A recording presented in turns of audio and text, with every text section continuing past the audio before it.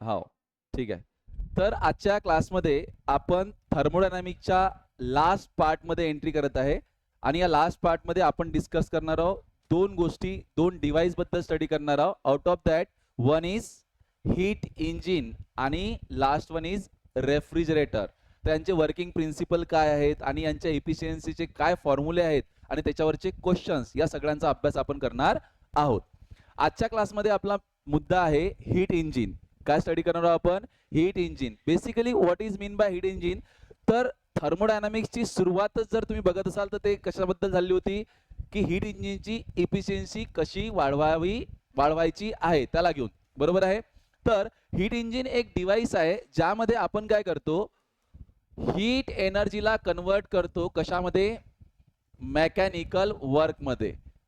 A device which convert heat energy into mechanical work. म्हणजे हीटच work मध्ये convert करण्यासाठी जे डिव्हाइस आपण वापरतो त्याला काय म्हणतात? हीट इंजिन, बरोबर आहे. मग आता एक सिंपल प्रश्न आहे तुमच्यासाठी की हे तर गोष्ट क्लिअर आहे की मला जर कुठलंही काम करायचं असेल तर मला त्या डिव्हाइसला काय द्यावं लागेल? एनर्जी. उदाहरणार्थ आपली टू व्हीलर आहे, ठीक आहे. मी शेगाववरून मला अकोला जायचं आहे आणि मी टू व्हीलर मध्ये 1 लिटर पेट्रोल भरलं. किती पेट्रोल भरलं? 1 लिटर. आता 1 लिटर पेट्रोल म्हणजे काय? केमिकल एनर्जी आहे. आता शेगाववरून अकोल्यापर्यंत व्हेकल गेली, ते पेट्रोल पूर्ण बंद झालं, जळलं. आता अकोल्याला पोहोचल्यानंतर टू व्हीलर मध्ये कुठल्याही प्रकारचं पेट्रोल राहिलेलं नाही. म्हणजे मी तेवढी amount of chemical energy consume केली. कशासाठी? इथून पासून तिथपर्यंत जाण्यासाठी. ओके. तर ते जे 1 लिटर पेट्रोल मध्ये असलेली एनर्जी आहे ती आता खतम झाली ना, डिस्ट्रॉय झाली ना. पण law of conservation of energy आपल्याला म्हणते की energy neither be created nor be destroy. म्हणजे एनर्जी आपण क्रिएट बी करू शकत नाही, डिस्ट्रॉय पण करू शकत नाही. पण ते 1 लिटर पेट्रोल तर डिस्ट्रॉय झालं ना, मग इथं नाही झालं. मग काय झालं त्याचं? कुठं गेलं ते? थर्मल एनर्जी मध्ये कन्वर्ट झालं. बरं, अजून पहिली गोष्ट आता समजून घ्या की कुठलंही काम करण्यासाठी आपण एनर्जी कंझ्युम करत नाही. आपण फक्त एनर्जीचा काय वापरतो? फ्लो. काय वापरतो? एनर्जीचा फ्लो. तर हे आपण आधी पण डिस्कस केलेलं आहे. एकदा परत की पॉईंट सांगतो की जर तुम्हाला वर्क पाहिजे असेल, कुठल्याही डिव्हाइस पासून तुम्हाला काय घडवून आणायचं असेल? वर्क. त्यासाठी तुम्हाला काय करावं लागेल? एखाद्या गोष्टीचा फ्लो. कोई तो चीज होगी जो फ्लो होगी और ये फ्लो के लिए आपको क्रिएट करना पड़ेगा डिफरेंस. क्या क्रिएट करना पड़ेगा? डिफरेंस. एक एग्जांपल से समझते हैं. मान लीजिए कि आपने अभी अभी खाना खाया. हाँ, आयुष्यात दुसरं करणंच काय जरूर आहे. हा, तर आता समजा एक छत आहे, छतवरती आपली म्हणजे तुम्हाला पाण्याची एक टाकी असते, टँक असते. त्याच्यामध्ये असं कन्सिडर करा की 1000 लिटर पाणी आहे. किती पाणी आहे? 1000 लिटर. आणि या टाकीमधून खाली आपण एक नळ काढलेला आहे. इथं बेसिन वगैरे आहे, ठीक आहे, अशा पद्धतीनं. आणि आता जेवण झाल्यानंतर आपल्याला हात धुवायचा. काय करायचं आहे? हात धुवायचा. म्हणजे काम काय? आता धुवायच लागतं ना हात. काम काय आहे? हात धुवायचं काम आहे. हात धुवायसाठी तुम्ही गेले, टॅप ऑन केला आणि इथं काय केलं? हात वगैरे असा धुतला. हात धुतल्यानंतर तुम्ही चेक केलं की पहिले किती पाणी होतं इथं? 1000 लिटर. आणि आता तुमच्या हात धुण्याच्या प्रोसेस नंतर इथं पाणी राहिलं 990 लिटर. किती राहिलं? 990. किती झालं हात धुतला रे वा. ओके. तर पाणी किती राहिलं? एक. आता मला सांगा, माझा प्रश्न आहे की तुम्ही हात धुण्यासाठी किती पाणी कंझ्युम केलं? किती? 10 लिटर. तर तुम्ही हात धुण्यासाठी काहीच पाणी कंझ्युम केलं नाही. तुम्ही जर ऍक्च्युअली चेक केलं तर पहिले 1000 होतं. आता तुम्ही हात धुतल्यानंतर ते 10 लिटर कुठे आलंय? खाली. तर ओव्हरऑल तुमच्याकडे आधी किती होतं? 1000. हात धुतल्यानंतर सुद्धा किती आहे? 1000च. फक्त आता वरती 990 आणि खाली ते 10 लिटर आहे. पानी तो पहले तुम्हारे पास जितना था उतना भी अभी है ना, लेकिन काम तो हो गया. कौन सा काम था? हाथ धोने का. तो हाथ धोने के काम के लिए तुमने पानी कंज्यूम किया क्या? नहीं. तुमने किसको यूज किया? पानी के फ्लो को यूज किया, है ना. जसं जुन्या जमान्यात कसं होतं, जुन्या काळात, लय जुन्या काळात जर गेलं तर जे राजे महाराजे असायचे त्यांना समजा गरमी गिरमी झाली की दाशा असायच्या अशा हवा घालायला होत्या. तुम्हा होत सिंहासन बी असायचं. आता इथं नाही आहे तर हा, अशा त्या करायच्या समजा, बरोबर आहे की नाही. बट टेक्नॉलॉजीनं काय केलं? दाशा रिप्लेस करून टाकल्या. आता फॅन आलेत. काय आले आता? फॅन आले म्हणजे काय आलं आता इथं कोण ना कोणी ह्युमन बिईंग्स नाहीत पण कोण ना कोणी तर काम करू राहिलं ना. तर कोण काम करू राहिलं इथं? हवा करायचं काम कोणतरी करू राहिलं ना. कोण करत आहे? बरं, घालायचं काम होत आहे पण काम होत आहे म्हणजे कोणाचा कोणाचा काय होत असेल? फ्लो. तर इथं कोणाचा तरी फ्लो होत आहे. कोणाचा? इलेक्ट्रॉनचा. इलेक्ट्रॉन फ्लो होऊन राहिले ना. पण इलेक्ट्रॉनच्या फ्लो साठी काय लागत असते? डिफरन्स. इथं तुम्ही हात धुतला पण तुम्ही काय क्रिएट केला होता? डिफरन्स. कारण तुम्ही टांकी वर लावलेली आहे. टाकी खाली, नळ वर आहे ना, जमणार नाही ना. म्हणजे काय लागेल पहिले तुम्हाला? डिफरन्स. डिफरन्स मुळे काय होते? फ्लो. आणि फ्लो मध्ये तुम्ही काय करू शकता? तुमचा हात धुवून घेऊ शकता. म्हणून असे पोटेन्शियल पॉइंट्स असतात. जसं तुम्ही पाहिलं असेल खूप जुन्या काळामध्ये जर तुम्ही गेले तर कुठली एखादी पर्टिक्युलर चमत्काराची गोष्ट लोकांना माहित पडायची की अरे इथं गेलं की असं होतं, इथं गेलं की असं होतं, इथं गेलं म्हणजे त्या लोकेशनचं त्या पोझिशनचं लोक ऍडव्हर्टाईज करून काय करत होते? पोटेन्शियल वाढवत होते. जे त्या जागेवर आहे ते बाकी दुसऱ्या ठिकाणी कुठेही नाही. म्हणजे बाकी पॉईंट काय झाले? Low potential point. तो पॉईंट काय झाला? हाय पोटेन्शियल पॉईंट. तर हा काय क्रिएट झाला? डिफरन्स. समजलं का? मग आता या डिफरन्समुळे काय होईल? फ्लो. मग लोक त्या पॉईंटवरती जायला लागले आणि लोक जेव्हा एका पॉईंटवरून दुसऱ्या पॉईंटवर जायला लागतील तर मधात काहीतरी बिझनेस सेट केला जाऊ शकते म्हणजे बाकी दुसऱ्या लोकांचे काम होतात. समजू लागलं तुम्हाला?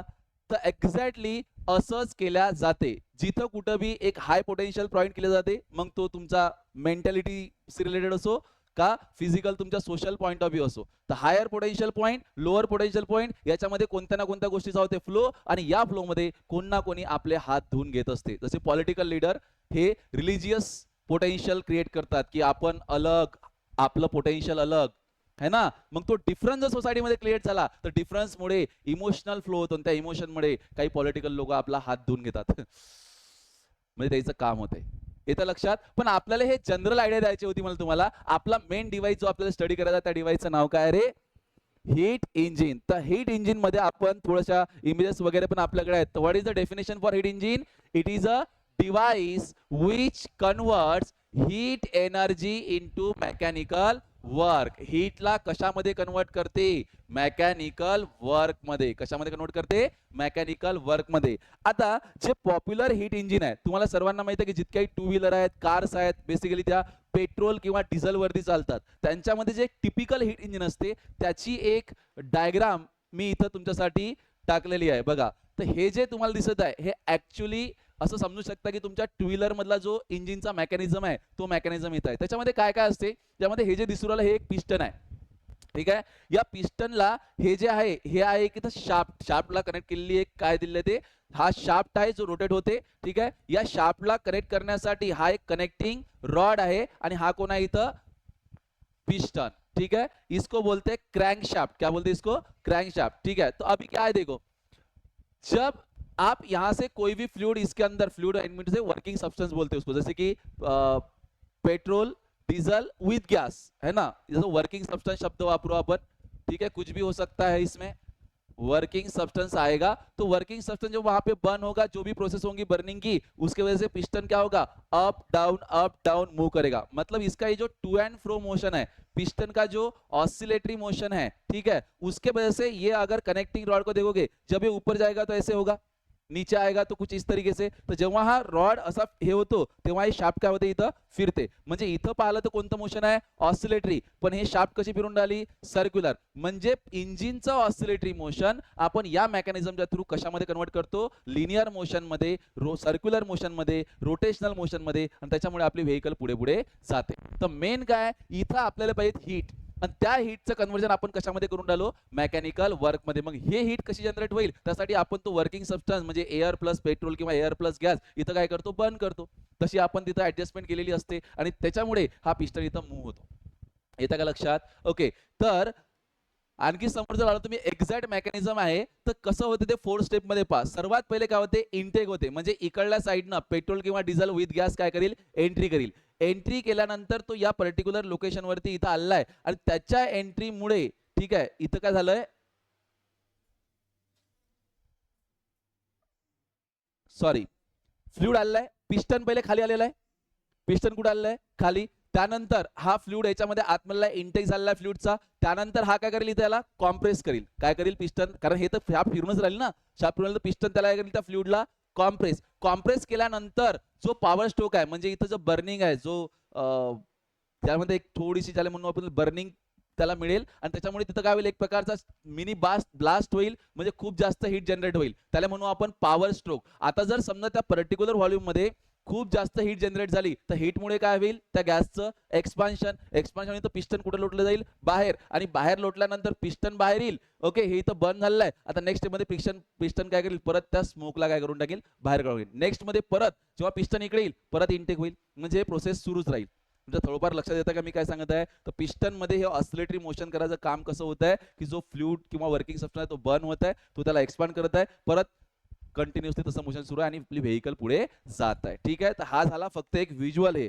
ठीक आहे आपल्याला मेन फोकस करायचा आहे की हे जे सगळं होत आहे म्हणजे हीटचं कन्व्हर्जन मेकॅनिकल वर्कमध्ये होत आहे हे समजण्यासाठी आणखी तुम्हाला काही महत्त्वाचे टर्म समजून घ्यायचं आहे. त्यातली पहिली टर्म आहे कोणती reservoir. What is mean by reservoir. तर रिझर्वायर काय असते बा it is a system which has large capacity to store the heat. हीटला स्टोअर करून ठेवण्याची लार्ज कॅपॅसिटी ज्या सिस्टीम मध्ये आहे त्याला काय म्हणतो आपण रिझर्वायर. आणि दुसरी महत्वाची it can both that is what it provide और माइट बी ऍब्झॉर्ब हीट. ते हीट देणारे बी असू शकते किंवा हीट ऍब्झॉर्ब करणारे बी असू शकते. म्हणजे सर समजा माझ्याकडे एखादी गोष्ट आहे ठीक आहे एखादी सिस्टीम आहे त्या सिस्टीम मध्ये किती हीट तुम्ही टाकली तिचं टेम्परेचर राईज करणार नाही किंवा त्याच्यामधून किती हीट काढली तरी तिचं टेम्परेचर फॉल होणार नाही. तर त्याला काय म्हणतो आपण रिझर्वायर. येत्या लक्षात जसं समुद्र आहे समुद्रामधून तुम्ही पाणी किती काढलं तरी समुद्रामधलं जेवढं पाणी आहे तेवढं आहेच किंवा समुद्रामध्ये तुम्ही कितीही पाणी टाकलं तरी समुद्राची जी क्वांटिटी ऑफ वॉटर आहे ते तेवढीच आहे ना त्याच्यामध्ये काही चेंज होऊन राहिला का विशेष नाही. म्हणजे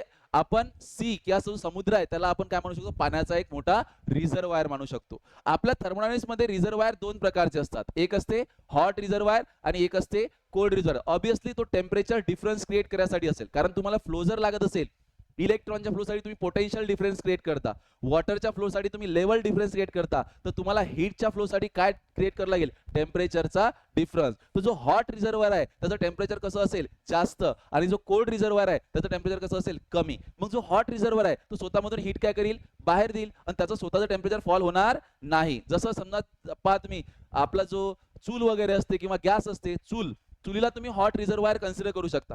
चुलीमधून आपण कंटिन्युअसली काय ऑब्झर्व करू आलो हीट कारण एखादं गंज वगैरे चुलीवरती ठेवलाय आपण तर त्याला आपण कंटिन्युअसली त्याच्यामध्ये लाकडं टाकलेले आहेत आणि त्याचं टेम्परेचर फिक्स आहे ते थोडी कमी होऊन राहिलं ते आपल्याला हीट देऊन राहिलं पण त्याचं स्वतः टेम्परेचर फॉल होऊन राहिलं का नाही. मग चूल काय झाला हॉट रिझर्वायर. येतं का लक्षात. किंवा जसं आपण आपल्या बेसिनला सिंक म्हणतो कारण बेसिनमध्ये तुम्ही कितीही पाणी टाकलं तर पाण्याची लेवल वाढू राहिली का नाही तर बेसिन काय झाला सिंक. येतं का लक्षात. सिंक तो म्हणजे कोल्ड रिझर्वायर आहे तो. येतं लक्षात. तर आता पहा पुढे तर हॉट रिझर्वायर काय असते it is a reservoir which can provide large amount of heat and it also non as source. त्याला काय म्हणतो आपण सोर्स कारण तो हीट काय करू राहिला प्रोव्हाइड करू राहिला हीट आपल्याला देत आहे. आणि कोल्ड रिझर्वायर काय असेल it is the reservoir which absorb large amount of heat आणि याला काय म्हणतो आपण सिंक. तर बघा आपल्याला हीट इंजिन स्टडी करायचं आहे. हीट इंजिनची डेफिनेशन आपण काय म्हटली हीटला वर्क मध्ये कन्वर्ट करते असं डिव्हाइस म्हणजे हीट इंजिन. आता हीट इंजिनचा आणखी इन्फॉर्मेशन आपल्याला पाहिजे चांगल्या पद्धतीने समजून घ्यायचे आहे त्यासाठी आपल्याकडे टर्म कोणती आली रिझर्वायर. रिझर्वायर किती प्रकारचे दोन प्रकारचे एक कोणता हॉट रिझर्वायर दुसरा कोणता कोल्ड रिझर्वायर. हॉट रिझर्वायर काय करते स्वतःमधून लार्ज अमाऊंट ऑफ हीट देते आणि कोल्ड रिझर्वायर काय करते स्वतः खूप जास्त हीट ऍब्झॉर्ब करते. ठीक आहे पुढे आता आपल्याला हीट इंजिनच्या इफिशियन्सी बद्दल स्टडी करायचं आहे ज्यासाठी सगळी ही जद्दोजहद सुरू आहे. ते एक डायग्राम मी इथं काढलेली आहे. हे जे वरती तुम्ही बघत आहे ना हा काय सोर्स म्हणजे काय हॉट रिझर्वायर आणि हा आहे सिंक म्हणजे काय कोल्ड रिझर्वायर. तर तुम्ही हॉट रिझर्वायर मधून म्हणजे सोर्स मधून काय घेणार आहे हीट. तर तुम्ही किती अमाऊंट ऑफ हीट घेतली Q1 is the amount of heat जे तुम्ही घेतली आणि कोणाला दिली इंजिनला कोणाला दिली ते इंजिनला. ठीक आहे तर Q1 अमाऊंट ऑफ हीट इथे एक वर्किंग सबस्टन्स असेल ठीक आहे आणि ते Q1 अमाऊंट ऑफ हीट त्या सिस्टीमला दिल्यानंतर तिनं काय केलं काहीतरी वर्क. मी थोडीशी आणखी सिम्प्लिफाईड वेनं तुम्हाला सांगू शकतो. इथं हा कोण आहे तुमचा सोर्स ठीक आहे याचं टेम्परेचर किती असेल T1. इकडे खाली किती कोण आहे सिंक याचं टेम्परेचर किती असेल T2. यांच्या मधामध्ये काय लावलं तुम्ही तुमचं इंजिन. ओके आता सोर्सनं हीट दिली ते किती दिली Q1 आणि इथून या इंजिनला काय करायचं त्याच्यापासून वर्क पण काही अमाऊंट ऑफ हीट सिस्टीमला द्यायची म्हणजे सराउंडिंगला द्यायचीच आहे इकडे सिंक मध्ये सोडायची आहे. तर जे हीट सराउंडिंग मध्ये दिली ते किती आहे Q2. ऑब्विसली हा जो फ्लो आहे असा राहिला पाहिजे. तुम्ही जर वर्क करून घेऊन राहिले तर हीट इकडे फ्लोच झाली पाहिजे. असं कधीच होणार नाही की तुम्ही हीट ऍब्झॉर्ब केली आणि तिचं पूर्ण वर्क मध्ये कन्वर्ट झालं. सो उदाहरणार्थ आता आपण आपल्या टू व्हीलर मध्ये काय करतो, इंजिन मध्ये हीट जनरेट करतो खूप सारी. हाय टेम्परेचर पेट्रोल जळलं की मग तो पॉईंट कोणता झाला, हॉट रिझर्वायर. आणि सराउंडिंग काय आहे तुमचं, कोल्ड रिझर्वायर. आता हॉट रिझर्वायर पासून कोल्ड रिझर्वायर मध्ये काय गेली पाहिजे, हीट. त्यासाठी आपण इंजिन पासून सराउंडिंग पर्यंत एक पाथ अरेंज केलेला आहे. इंजिन पासून सायलेन्सर थ्रू ते हीट कुठे जाते, सराउंडिंग मध्ये. ओके, आणि मधामध्ये आपण काय लावून ठेवलं, आपलं पिस्टन म्हणजे इंजिन.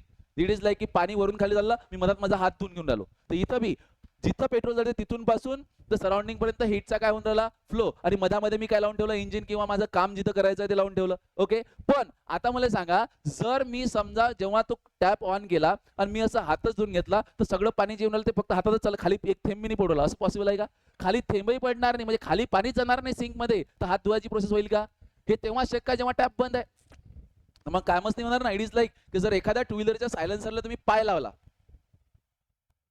सायलेन्सर पाय लावून ठेवला आणि कितीही गाडी सुरू करायचा प्रयत्न केला तर गाडी स्टार्ट होत नाही, वर्कच होणार नाही. कारण काय थांबला, हीटचा फ्लो. जर इलेक्ट्रॉनचा फ्लो असते तर फॅन फिरणार नाही, है ना. पाण्याचा फ्लो नाही तर हात धुतला जाणार नाही. तसंच हीटचाच फ्लो नाही तर तुमची गाडी स्टार्टच होणार नाही, इंजिन वर्कच करू शकणार नाही. म्हणजे याच्यावरून आपल्याला समजलं की सिस्टीमनं त्या इंजिननं सोर्स पासून हीट घेतली Q1, तो according to law of conservation of energy heat घेतली किती, Q1.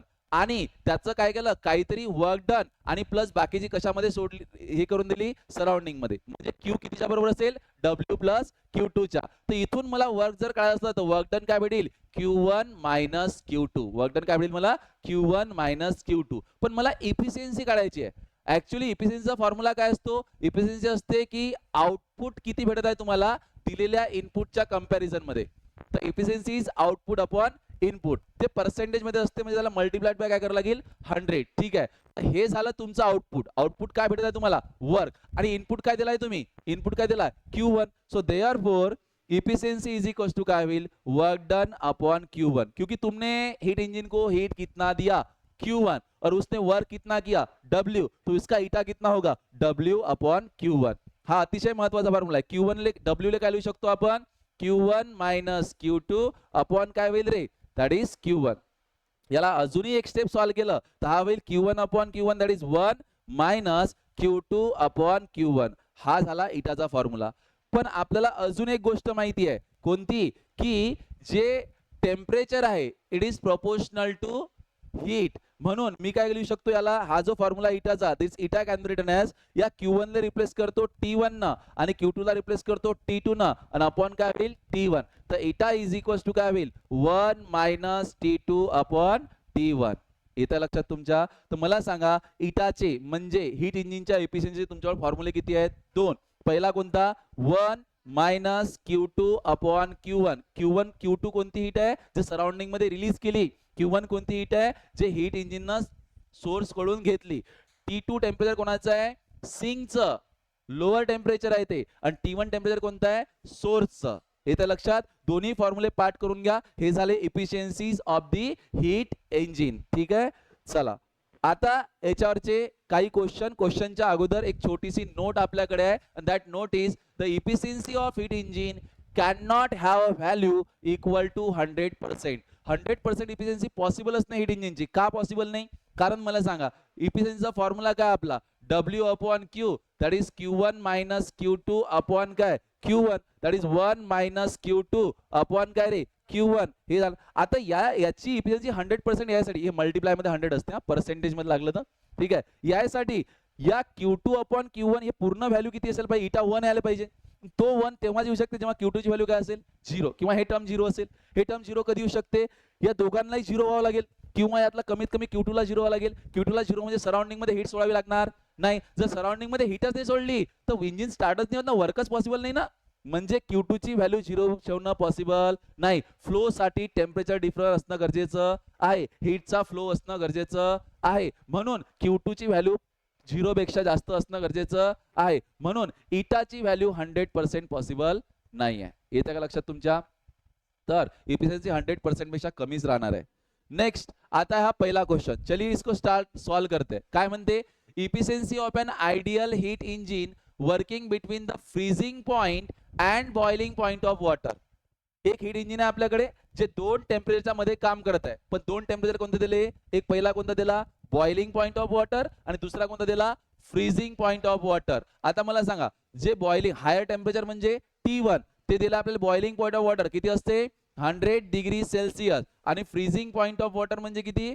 0 degree Celsius. पण लक्षात ठेवा, हीट इंजिनच्या एफिशियन्सीच्या फॉर्म्युल्यामध्ये जे टेम्परेचर तुम्ही घेता ते नेहमी तुम्हाला कशामध्ये घ्यायचे आहेत? केल्विन मध्ये. त्याला केल्विन मध्ये कन्वर्ट केलं तर 273 प्लस 100 म्हणजे किती रे?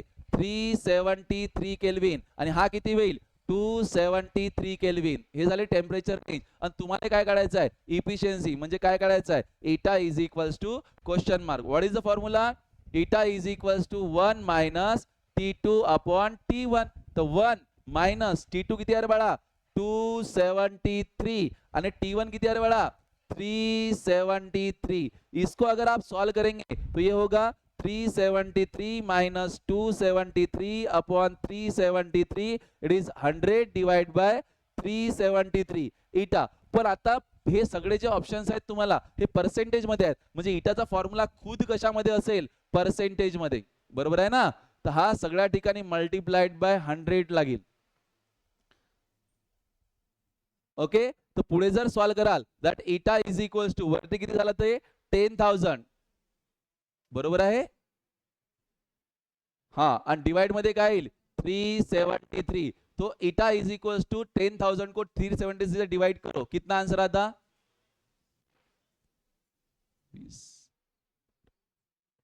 26.8. हे राहील त्याचा आंसर.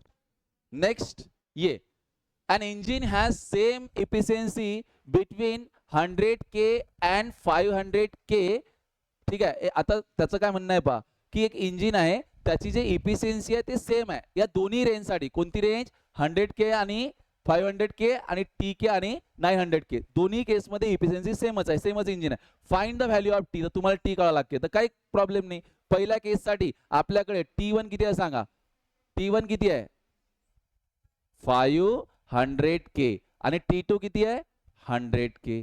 सिमिलरली दुसऱ्या केस साठी T1 किती आहे आपल्याकडे? 900K. आणि T2 किती आहे? That is T times of K. Okay, आता यासाठी इफिशियन्सी काढून घ्या. काय होईल? इटा 1 मायनस T2 अपॉन T1. तर हा होईल 1 मायनस T2 किती बाळा? 100.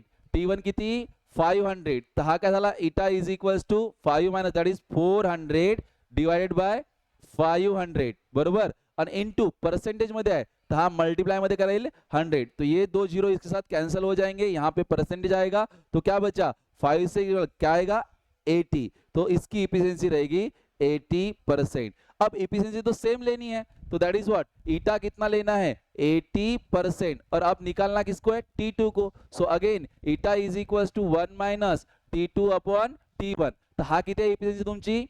80 is equals to 1 minus T2 upon T1. करा कॅल्क्युलेट किती येते? तर काय होईल तो?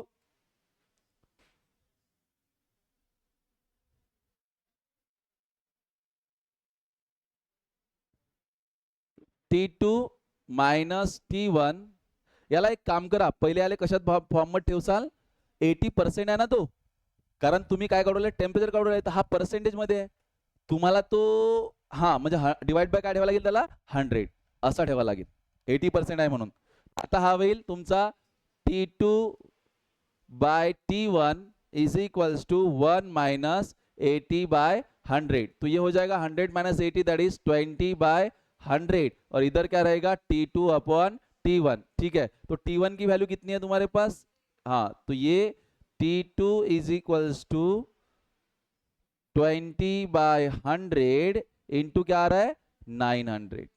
तो ये दो जीरो इसके साथ कैंसिल हो जाएंगे. तो T2 इज इक्वल्स टू कितना आ जाएगा? 180 केल्विन. गेलं का वरून? पूर्ण तुम्ही हीट इंजिनचं काहीही कोणताही क्वेश्चन आला तर तुमच्याकडे फॉर्म्युला एकच आहे ना रे. हीट इंजिन मध्ये फॉर्म्युला कोणता आहे? दुसरा म्हणजे एक टीच्या फॉर्म मध्ये, क्यूच्या फॉर्म मध्ये. त्याच्याशीच निगडीत सगळ्या कंडिशन बदलत जातील. ठीक है, चला गया नेक्स्ट क्वेश्चन. सॉरी, अब आगे अब हम पढ़ रहे हैं एक चीज के बारे में जिसका नाम क्या है? Carnot cycle. किसके बारे में पढ़ने वाले हैं? Carnot cycle. ठीक आहे, आता बघा माझ्याकडे एक हीट इंजिन आहे, माझ्याकडे हीट इंजिन आहे, सोबत सोबत काही अमाऊंट ऑफ एनर्जी आहे हीट, आणि माझं म्हणणं आहे मी ही हीट या इंजिनला देईल, पण या इंजिननं या अमाऊंट ऑफ हीटसाठी मला मॅक्झिमम वर्क दिलं पाहिजे. त्यासाठी या इंजिनला कोणत्या सायकलवर चालवायचं आहे ना, ते मला डिसाईड करावं लागेल ना. तर कॅरनॉट सायकल हे अशी सायकल आहे जे गिवन अमाऊंट ऑफ हीटसाठी तुम्हाला मॅक्झिमम एफिशियन्सी देते. सायकल म्हणजे काय की तुम्ही ऑब्वियस जर पाहाल तर पिस्टन इथून निघलं, इथं गेलं, इथून इथं, तर हे सायकली काय नाही प्रोसेस, म्हणजे सायकलमध्ये चालते ना ते अप डाऊन अप डाऊन, ते सायकलच आहे ना.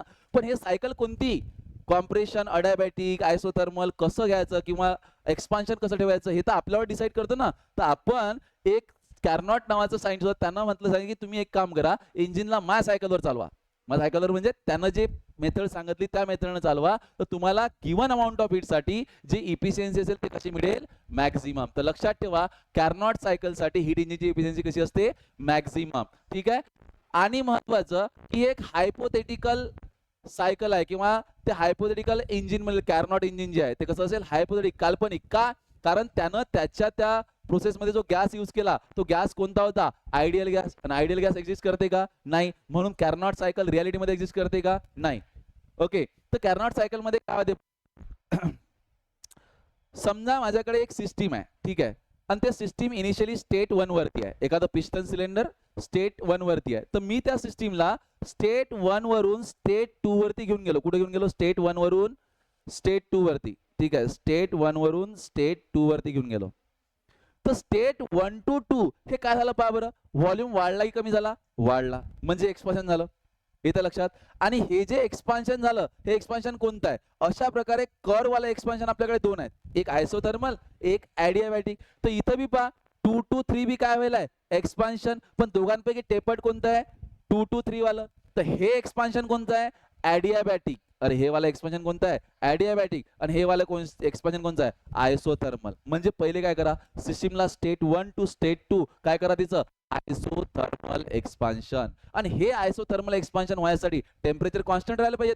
पण टेम्परेचर कॉन्स्टंट राहण्यासाठी तुम्हाला कंटिन्युअसली हीट द्यावी लागेल. म्हणजे आयसोथर्मल एक्सपान्शनच्या दौरान तुम्ही इथे काय करसाल, सिस्टीमला हीट द्याल, दैट इज व्हाट, Q1. तो जब सिस्टम 1 to 2 गई है, सिस्टम ने कितना हीट लिया, Q1, इंजन ने कितना हीट लिया, Q1, और उसने कौन सा एक्सपांशन किया, आयसोथर्मल एक्सपांशन.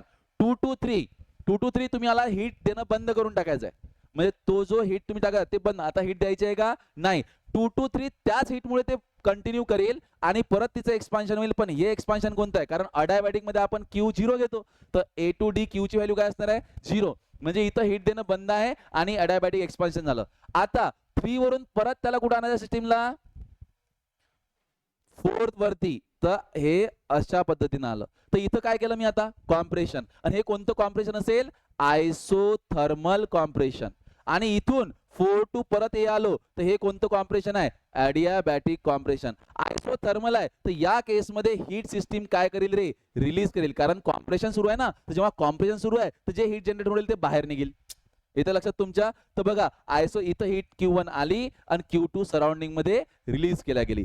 या सायकलवर जेव्हा तुमचं इंजिन चालेल तेव्हा तुम्हाला गिवन अमाऊंट ऑफ हीट साठी मॅक्झिमम इफिशियन्सी भेटणार आहे. हे कोणती सायकल आहे, कॅरनॉट सायकल. तर मग कॅरनॉट सायकलची इफिशियन्सीचा फॉर्म्युला तोच राहील, कोणता, that is N is equal to काय असते, W अपॉन Q1. तो W काय असेल, Q1 minus Q2 upon Q1. तो eta is equal to T1 minus T2 upon T1. म्हणजे eta is equal to 1 minus T2 upon T1. म्हणजे सरळ सरळ आहे पोरो. आता मला सांगा इफिशियन्सीची व्हॅल्यू जास्त कधी भेटेन रे, जेव्हा या इथची व्हॅल्यू कमी असेल. इटा जास्त कधी भेटेल, जेव्हा T2 अपॉन T1 कमी असेल. T2 अपॉन T1 ची व्हॅल्यू कमी कधी असेल, जेव्हा T2 ची व्हॅल्यू कमी असेल. आणि T2 ची व्हॅल्यू कमी कोणाच्या रिस्पेक्ट मध्ये, T1 च्या. म्हणजे T1 जास्तीत जास्त आणि T2 कमीत कमी. म्हणजे दोघांमधला डिफरन्स जेवढा जास्त तेवढी हे व्हॅल्यू कमी, आणि जेवढी हे व्हॅल्यू कमी तेवढा इटा जास्त. म्हणून जेव्हा तुम्ही टू व्हीलर चालवता तेव्हा हीट इंजिन मध्ये जेव्हा पेट्रोल जळते तेव्हा जेवढं टेम्परेचर असेल ते तर फिक्स आहे, कारण त्याची कॅलरीफिक व्हॅल्यू फिक्स असते की इतना पेट्रोल जलाएंगे तो इतना कॅलरी हीट मिलेगा. वो तो मिलने वाला है ना. तर तुम्ही हिवाळ्यात टू व्हीलर चालवा, पावसाळ्यात चालवा किंवा उन्हाळ्यात चालवा, जितकं टेम्परेचर आतमध्ये आहे इंजिनच्या आतमध्ये तेवढं जनरेट होईल पेट्रोल जळल्यानंतर, बरोबर. पण सराउंडिंगचं टेम्परेचर अलग अलग सीझन मध्ये अलग अलग असते. समर सीझन मध्ये जास्त, विंटर मध्ये एकदम कमी. तर आपल्या गाडीची इफिशियन्सी, आपल्या गाडीचा ऍव्हरेज कोणत्या सीझन मध्ये जास्त असते? ऍव्हरेज गाडी समर मध्ये जास्त असते का विंटर मध्ये? डोकं लावा. कधी जास्त असते? विंटर मध्ये. का? कारण विंटर मध्ये अरे बाबा जे इंजिनचं टेम्परेचर आहे ते तर फिक्स आहे, T1 तो फिक्स है ना, ये higher engine is higher temperature ना, सराउंडिंग लोअर टेम्परेचर पे होता है, तो इंजन का टेम्परेचर तो हर सीजन में उतना ही होगा क्योंकि पेट्रोल जलेगा तो उतना ही गर्म होगा वो. ये higher temperature, surrounding temperature T2 हा उन्हाळ्यात जास्त राहते, हा जास्त म्हणजे डिफरन्स कमी. डिफरन्स कमी म्हणजे हे व्हॅल्यू जास्त, जास्त म्हणजे इफिशियन्सी कमी. लक्षात येऊ राहिली का? तर विंटर सीझन मध्ये आपल्या गाडीचा ऍव्हरेज रिलेटिव्हली जास्त भेटते उन्हाळ्यापेक्षा. आणि हेच आपल्याला नंतर कन्क्लूड झालं. सगळे लोक हाच प्रयत्न करत होते की बा हीट इंजिनची इफिशियन्सी वाढवण्यासाठी काय करायचं, इंजिनच्या वेगवेगळ्या डिझाईन बनवल्या, हे केलं ते केलं. फायनली माहित पडलं की इंजिनची इफिशियन्सी हे डिपेंड करते टेम्परेचर डिफरन्सवर. म्हणजे मी समजा नळा ऑन केला, हे आता प्रॅक्टिक म्हणजे रियालिटीची मॅच नाही होत, एक्झाम्पल जास्त, ऑन केला आणि हात धुवत आहे समजा, तर हात धुण्याची ही जी इफिशियन्सी आहे नळाची हे कशावर डिपेंड करते? जेवढा डिफरन्स जास्त असतील टाकी आणि नळामध्ये. अभि 10-12 मजली बिल्डिंग आहे, तिथं वर टँक ठेवली आहे, तर टॅप ऑन केला इतक्याच जोरात पाणी येते, पटकन हात धुणं होते. नाही तर अटीच टाकी आहे, फ्लोच नाही ना. लक्षात येतं का तुमच्या? जेवढा डिफरन्स जास्त तेवढी हे व्हॅल्यू कशी राहील तुमची? कमी. आणि जेवढी व्हॅल्यू कमी तेवढा इटा कसा राहील तुमचा? जास्त. येतं लक्षात? तर आता कॅरनॉट सायकल जरी तुम्हाला सांगितली, असं की हा नवीन टॉपिक नाही, फॉर्म्युले तर तेच आहेत हिट इंजिनचे, त्याच्यामुळे याच्यावरचे जे प्रॉब्लेम्स आहे ते तुम्ही त्याच फॉर्म्युलाने सॉल्व्ह करू शकता. चला पहा काय. A Carnot engine is working between 300K and 600K. Okay, work output of 800 joule per cycle. The amount of heat energy supplied to the engine from the source per cycle will be. म्हणजे प्रत्येक सायकलले एवढं work भेटू राहिलं, तर त्या सायकलले प्रत्येक सायकलले म्हणजे प्रत्येक सायकलिंग मध्ये किती अमाऊंट ऑफ हीट तुम्हाला द्यावी लागेल हे विचारलंय. तर काहीच प्रॉब्लेम नाही. दोन पैकी हायर टेम्परेचर जे असेल ते आपलं T1 आहे. किती आहे? 600K. सांगा मला फायनल आन्सर पटकन सॉल्व्ह करून. T2 किती असेल? 300K. वर्क आउटपुट मध्ये तुम्हाला काय दिलाय? W. तो किती दिलाय? 800 joule. The amount of heat energy supply to the engine, म्हणजे सप्लाय करणारी हीट कोणती आहे? Q1. हे तुम्हाला काढायची आहे पर सायकल. कोणता फॉर्म्युला वापरू शकता?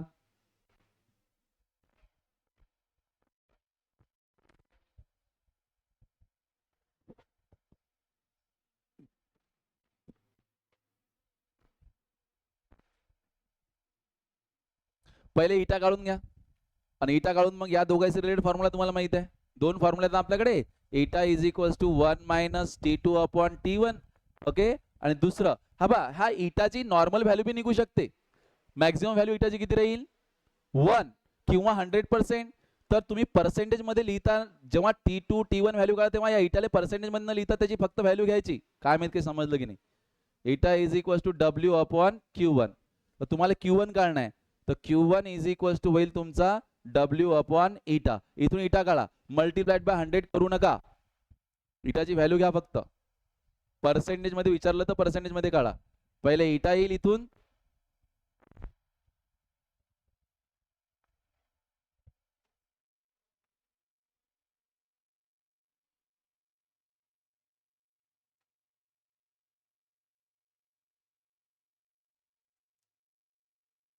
किती येते रे? सी 1 बी का 1600 नक्की? ओके. कसं केलं? यान is equals to 1 minus T2 300 आणि T1 किती होता तुमचा? 600. हा वरती किती राहिला मग? 300 डिवाइड बाय 600. हा काय झाला? 3/6 म्हणजे 1/2. बरोबर आहे. म्हणजे पर्सेंटेज मध्ये जर काढलं तर किती आला? 50%. आता आपण इथं व्हॅल्यू 1/2 पुट करू. That is Q1 is equals to W किती दिलाय तुम्हाला? 800 डिवाइड बाय इटाची व्हॅल्यू 1/2 म्हणजे तुमचा Q1 ऑब्वियसली काय होणार? 1600 जूल. तो इसलिए करेक्ट आंसर कौन सा होगा? बी. नेक्स्ट क्वेश्चन सॉल्व करा. चला ट्राय दिस. बताओ फाइनल आंसर क्या है? A Carnot engine takes इतकी calorie of heat. Q1 is equals to 3 into 10 raised to the power 6 calorie. From reservoir at एवढं टेम्परेचर, जो रिझर्वायर एवढ्या टेम्परेचर, रिझर्वायर ज्याच्याकडून घेतली तो हॉट रिझर्वायर आहे, म्हणजे हे टेम्परेचर कोणतं आहे T1 6 to 7 degree Celsius.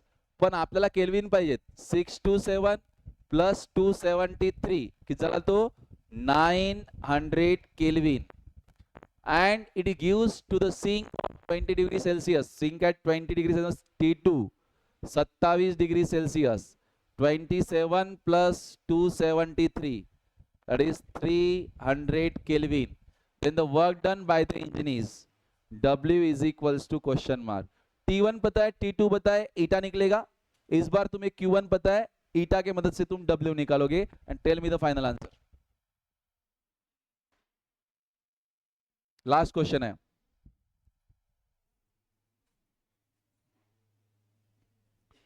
PSP आहे का सोबत आणलेली कोणी थर्मोची? दे बरं. हा नोट्सही चालते ना.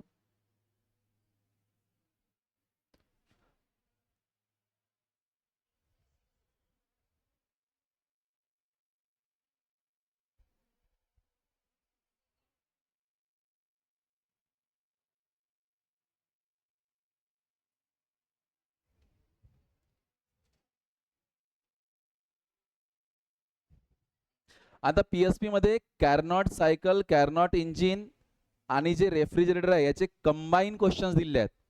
त्यातले आता उद्या आपलं रेफ्रिजरेटर संपणार, त्यामध्ये मी सेकंड लॉ पण तुम्हाला एक्सप्रेस करणार. म्हणजे उद्या आपलं थर्मोडायनामिक्सचा लास्ट क्लास आहे. ठीक आहे, उद्या चॅप्टर संपून जाईल आपलं हे. तर यामधले पीएसपी मधले सुद्धा जे क्वेश्चन इंजिन वरती आहेत ते तुम्ही सॉल्व्ह करू शकता.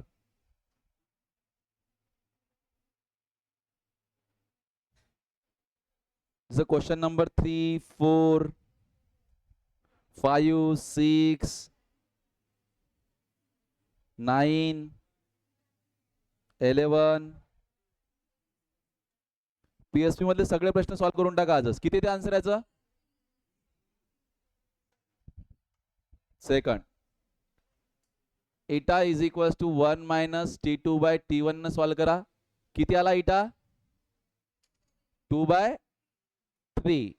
आणि त्यानंतर आपल्याला परत माहित आहे इटा इज इक्वल्स टू असते W अपॉन Q1.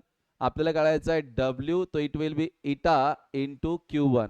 तर हा तुमचा 2/3 मल्टीप्लाइड बाय Q1 किती है 3 इंटू 10 की पावर 6. तो 3 के साथ कैंसिल होगा.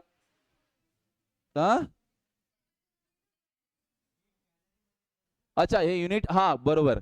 तो ये जो हमारे पास ऑप्शन है ये जूल में है और हमारे पास हीट किस में थी? कैलोरी में. तो 2/3 याला कन्वर्ट करून घेऊ इथं 3 इंटू 4.2 इंटू 10⁻⁶. तो ये कितना हो जाएगा? 12.6 इंटू 10⁻⁶ जूल. तो ये ऐसे लिखेंगे फिर 12.6 इंटू 10⁻⁶ जूल में. और कितना आया फाइनल इसका फिर? 8.4 into 10⁻⁶ joule. That is option B. Okay. तर उद्या थर्मोडायनामिक्सचं आपलं लास्ट क्लास आहे ज्यामध्ये आपण स्टडी करणार आहोत सेकंड लॉ ऑफ थर्मोडायनामिक्स आणि रेफ्रिजरेटर. ठीक आहे, काही अडचण? हीट इंजिन मध्ये फक्त महत्वाचं काय वाटलं तुम्हाला? इफिशियंसीचा फॉर्मूला, बाकी काय कुछ भी नहीं उसमें. और वैसे ही जब रेफ्रिजरेटर में जाएंगे तो उसका भी जो इफिशियंसी, उसको इफिशियंसी नहीं बोलते, उसको बोलते कोएफिशिएंट ऑफ परफॉर्मन्स.